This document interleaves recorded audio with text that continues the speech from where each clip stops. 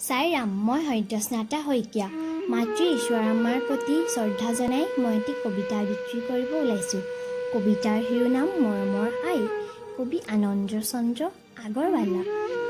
কোনে মোক তুলি তালি কৰিলে ডাঙৰ, মৌসনা মিঠা মাতে পাহৰি ভাগৰ। কৰিছিল স্নেহ মোক দুগালত চুমা খাই, তেৱেঁ মোৰ পূজনীয়া মৰমৰ আই। চেনেহৰ চকু পানী ধাৰেৰে বোৱাই, কোনে মোক ৰাখিছিল বুকুত শুৱাই। টোপনিত লাল কাল মুখনি চাই, তেৱেঁ মোৰ পূজনীয়া মৰমৰ আই। কান্দিছিলোঁ যেবে নৰিয়াত দুখ পাই, একেথিৰে কোনে মোৰ মুখলৈ চাই।